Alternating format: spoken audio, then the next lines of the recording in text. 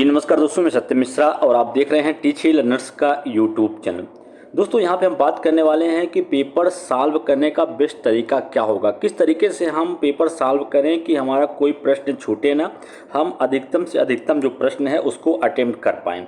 ठीक है, तो यहाँ पर दोस्तों जो टॉपर्स का तरीका होता है, टॉपर्स लोग जो होते हैं किस तरीके से पेपर को सॉल्व करते हैं उस पर हम बात करेंगे यहाँ पे कि आप, ताकि दोस्तों आपका कोई भी प्रश्न जो है वो छूटे ना। ठीक है, किसकी वजह से? टाइम मैनेजमेंट की वजह से। बिल्कुल दोस्तों, आप टाइम मैनेजमेंट का अगर ध्यान रखेंगे तो आपका पूरा पेपर जो है आसानी से सॉल्व होगा। ठीक है, तो ऐसी एक गलती है दोस्तों जिसके चक्कर में बच्चे पड़ जाते हैं और अपना पूरा पेपर जो है वो ख़राब करके चले आते हैं।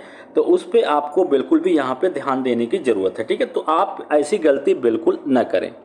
तो उसी गलती को दोस्तों यहाँ पे बात करेंगे। ठीक है, सबसे पहले हम यहाँ पे बात करें कि सीटेट पेपर जो आपका 7 जुलाई को कंडक्ट होने वाला है, उस पेपर को सॉल्व करने के जो सबसे बेस्ट तरीका होगा दोस्तों, उसके बारे में यहाँ पे बात करेंगे।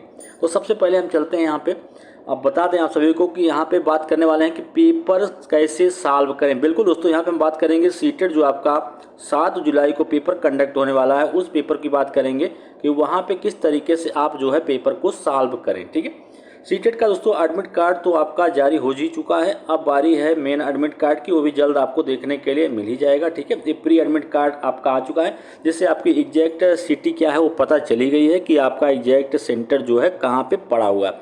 अब बात यहाँ पे दोस्तों जो मेन पॉइंट है जिस पे हम बात करने वाले हैं कि पेपर को किस तरीके से सॉल्व करें। जबकि दोस्तों यहाँ पे आपका जो पेपर है वो 2.5 घंटे का होने वाला है। बिल्कुल दोस्तों, यहाँ पे 2.5 आवर्स का आपका जो पेपर है वो होने वाला है और यहाँ पे 150 क्वेश्चंस हैं और प्रत्येक क्वेश्चंस दोस्तों यहाँ पे 1 नंबर का या 1 मार्क्स का प्रत्येक प्रश्न यहाँ पे आपको देखने के लिए मिलने वाला। ठीक है, तो किसी भी प्रश्न पे आपको बिल्कुल भी ज़्यादा समय बर्बाद नहीं करने की ज़रूरत है।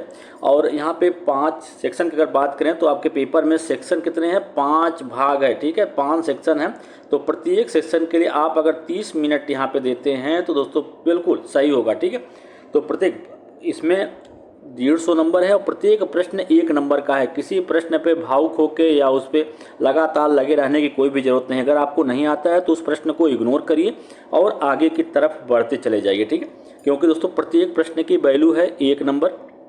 अगर आप बड़ा भी प्रश्न करेंगे तब भी आपको 1 ही नंबर मिलेगा। अगर आप छोटा सा प्रश्न करके आगे बढ़ जाते हैं तब भी आपको 1 ही नंबर मिलने वाला है। बल्कि अगर आप छोटे करते करते दोस्तों आगे बड़े की तरफ बढ़ेंगे तो फिर जाहिर सी बात है आप अधिक संख्या में जो प्रश्न है उसको यहाँ पे अटेम्प्ट कर पाएंगे। ठीक है, बात हो गई यहाँ पे कि 2.5 घंटे का आपका पेपर होता है और 150 प्रश्न होते हैं। किसी भी प्रकार की कोई निगेटिव मार्किंग यहाँ पे नहीं होती है दोस्तों। ठीक है, ये तो रहा आपका कितने घंटे का पेपर होता है और कितने प्रश्न होते हैं और प्रत्येक प्रश्न 1 नंबर का होता है। सेक्शन आपके 5 होते हैं, प्रत्येक सेक्शन के हिसाब से अगर हम डिवाइड करें यहाँ पे तो 30 मिनट जो होता है प्रत्येक सेक्शन को आप यहाँ पे आसानी से दे सकते हैं। ठीक, अब चलिए हम सबसे पहले कहाँ से पेपर हल करना शुरू करेंगे। बिल्कुल दोस्तों, इस पर भी बात करेंगे कि हम सबसे पहले पेपर जो है कहाँ से स्टार्ट करें।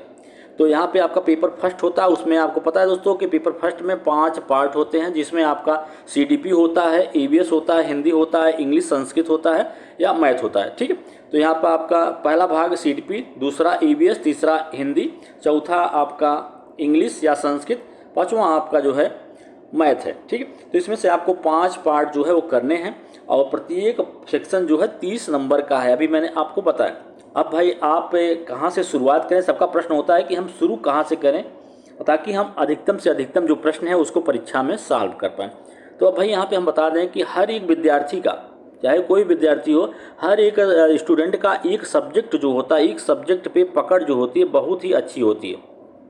एक सब्जेक्ट पे बच्चे की जो पकड़ है वो बहुत ही अच्छी हो जाती है, चाहे आपका वो सीडीपी हो, ईवीएस हो, हिंदी हो, इंग्लिश हो या मैथ हो। ठीक है, तो जिस सब्जेक्ट पे आपकी पकड़ सबसे अच्छी हो दोस्तों, यहाँ पे हम मैथ्स जो सब्जेक्ट है इसको होल्ड कर ही रखेंगे, बाद में इस पे इसको करेंगे। सबसे पहले इसमें से अब 4 में से हम देखेंगे कौन सी सब्जेक्ट है जिस पे हमारी पकड़ जो है बहुत ही अच्छी है। तो जैसे मान लीजिए कि यहाँ पे हमारी पकड़ जो है सीडीपी पे सबसे अच्छी है कि सीडीपी जो है हमारा बहुत अच्छे तरीके से तैयार है। तो हम सीडीपी के प्रश्न हल करना यहाँ पे शुरू करेंगे दोस्तों। अब सीडीपी में मान लीजिए हमने यहाँ पे 25 प्रश्न जो है सही कर दिया और 5 प्रश्न जो है हमको नहीं आ रहा है। ठीक है, 5 प्रश्न इसमें से नहीं आ रहा है तो उसको हम क्या करेंगे, होल्ड करके रखेंगे। ठीक है, बिल्कुल। अब हम दूसरा सब्जेक्ट चूज करेंगे जिसमें थोड़ा हमको और दोस्तों उसमें भी तैयारी हमारी अच्छी सी है। तो अब मान लीजिए दूसरा सब्जेक्ट हमने यहाँ से ईवीएस ले लिया। अब ईवीएस में भी हमने 24 या 25 नंबर जो है 24 नंबर इसमें भी सही कर दिए। अब हम इसमें भी 6 प्रश्न ऐसे हैं जो कि शेष रह गए, वो हमको आ नहीं रहे हैं। ठीक है, उसमें कुछ प्रश्न ऐसे हैं जिसमें हमको 50-50 चांसेस हैं कि इसका 2 ऑप्शन में हमको 50-50 है कि उसका वो आंसर सही होगा कि या ए वाला। ठीक है, तो बिल्कुल इसी तरीके से हम अगले सब्जेक्ट पर पहुँचेंगे। अब यहाँ पे हम लैंग्वेज की बात करें, यहाँ पे दोस्तों आपको समय बचाने वाली बात है। ये सभी सीडीपी हुआ, ईवीएस हुआ, हिंदी हुआ, यहाँ पे आपके समय जो है बचेंगे, क्योंकि यहाँ पे आपको पढ़ना है, टिक करना है, आगे बढ़ जाना है। यहाँ पे कोई भी प्रश्न जो है मैथमेटिकल नहीं है, वहाँ पे सॉल्व करने की जरूरत नहीं है। हो सकता है कि आप ईवीएस में 2-1 प्रश्न ऐसे हों जो आपके मैथमेटिकल हो, तो उसको भी आप होल्ड कर दीजिएगा बाद में करने के लिए, क्योंकि प्रत्येक प्रश्न जो है 1 नंबर का है और प्रत्येक प्रश्न को दोस्तों उतना ही इंपॉर्टेंस देनी है। ठीक है, तो अब यहाँ पे हिंदी में चलते हैं दोस्तों। हिंदी भी बच्चों की अच्छी ही होती है। ठीक है, सेकंड आप हिंदी भी सॉल्व कर सकते हैं ईवीएस के बदले में, लेकिन हिंदी में भी दोस्तों आप सॉल्व करना शुरू करें तो यहाँ भी आप 25 नंबर के प्रश्न जो है सही कर पाए। यहाँ भी 5 नंबर के जो हैं वो छूट गए हैं। ठीक है, अब आगे चलते हैं। अब आगे आप यहाँ पे इंग्लिश या संस्कृत में से आपकी कोई एक लैंग्वेज होगी। लैंग्वेज फर्स्ट तो आपका हिंदी हो गया, लैंग्वेज सेकंड में इंग्लिश या संस्कृत होगी। अब इसमें से कोई आपको एक लैंग्वेज जो है उसको पकड़ना है और उसको सॉल्व कर लेना। मान लीजिए कि हम इंग्लिश या संस्कृत में किए, यहाँ पे हमको 22 नंबर या 22 नंबर का सही कर पाए हैं और 8 नंबर यहाँ पे भी छूट गया। अब चलिए दोस्तों, अब यहाँ पे हम आगे की तरफ बढ़ जाएंगे। अब भैया जितना समय हमने यहाँ पे बचा के रखा है चारों सेक्शंस में, सारे यहाँ पे हम सबका इस्तेमाल यहाँ पे करेंगे मैथ वाले सेक्शन पे। बिल्कुल दोस्तों, मैथ आपको बिल्कुल लास्ट में करना है, क्योंकि मैथमेटिकल सेक्शन होता है। और इसमें दोस्तों पता चला कि आप शुरू में ही मैथ लेके बैठ गए तो फिर भैया आपकी नदिया जो है नैया डूब जाएगी, क्योंकि मैथ में काफ़ी प्रश्न ऐसे होते हैं कि एक ही प्रश्न को आपको लगेगा दोस्तों अभी एक बार आप सॉल्व करेंगे तो फिर लगेगा कि आंसर नहीं है, फिर दोबारा सॉल्व करेंगे, दोबारा करेंगे, पता चला एक ही प्रश्न के चक्कर में आपके 10 मिनट जो हैं यहाँ पे चले गए। अब यही 10 मिनट अगर दोस्तों आप किसी अन्य सब्जेक्ट पे देते हैं तो फिर आपका नंबर दोस्तों वहाँ पे बढ़ जाएगा। तो मैथ वाला सेक्शन बिल्कुल लास्ट में करना है। ठीक है, अब मैथ करने के बाद अगर आपके पास समय बच जाता है, ठीक है, मैथ करने के बाद तो फिर आपके पास जो प्रश्न यहाँ पे छूट गए हैं जिसमें आपको 50-50 चांसेस थे कि 50-50, अब उस प्रश्न को हल करिए। भाई सब में कुछ ना कुछ छूटे हुए हैं, तो प्रत्येक में कुछ प्रश्न ऐसे हैं जिस यहाँ पे आप 50-50 का इस्तेमाल जो है करके आप उस प्रश्न को सॉल्व कर सकते हैं। और कुछ प्रश्न ऐसे बच जाते हैं जिसका आपको अता पता ही नहीं है कि उसका जवाब क्या होगा, तो फिर वहाँ पे दोस्तों एक ट्रिक का आपको इस्तेमाल करना है। बिल्कुल लास्ट है, यहाँ पे ट्रिक का इस्तेमाल करें कि बड़ा ऑप्शन खोजें कि कौन सा बड़ा ऑप्शन है, पॉजिटिव प्रश्न है और बड़ा ऑप्शन खोजें, वही उसका राइट जवाब होगा। ठीक है दोस्तों, तो ये ट्रिक का इस्तेमाल आपको बिल्कुल लास्ट में यहाँ पे कर देना है, तो इससे जो भी प्रश्न आपको छूट रहे थे वो भी यहाँ पे सही हो जाएंगे। ठीक है, सही होने के भाई जहाँ एकदम आप छोड़ के आ रहे थे तो वहाँ 50-50 अगर चांसेस हैं तो उसको कर लीजिए, फिर लास्ट में इस ट्रिक का भी इस्तेमाल आप वहाँ पे कर सकते हैं। सेम टू सेम चीज़ें दोस्तों आपके अगले सेक्शन पे हम चलते हैं।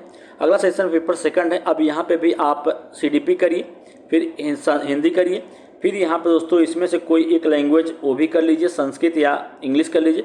फिर आप जो है इस साइंस और मैथ या अगर आपने एसएसटी लिया है, सोशल साइंस आपका सब्जेक्ट है, तो फिर आप लास्ट में इस पोर्शन को करिए। ये भी आपका 60 नंबर का है दोस्तों। ठीक है, और 60 में से अक्सर ये हो जाता है अगर आप 60 में से 30-35 भी नंबर ले आते हैं तो फिर आप जो है एग्ज़ाम को क्वालिफाई कर जाते हैं और अच्छा नंबर जो है वो हासिल करते हैं। ठीक है दोस्तों, अब यहाँ पे एक चीज़ और है, उसकी भी बात यहाँ पे कर लें कि यहाँ पे भी दोस्तों आप जो है कुछ पेडोलॉजी के कुछ टैग वर्ड्स हैं जो दोस्तों मेरे द्वारा पहले वीडियो में डाले गए हैं। उन टैग वर्ड्स को अगर आप पढ़ लेते हैं तो भी आपके एग्जाम के लिए काफ़ी हेल्पफुल साबित होने वाले हैं। ठीक है, ये तरीका होता है दोस्तों बेस्ट। ठीक है, सबसे पहले जो आपको पोर्शन सबसे अच्छा आता है पहले उसको सॉल्व करिए, फिर उसके बाद जो है धीरे धीरे हार्ड की ओर बढ़िए। ठीक है, हार्ड से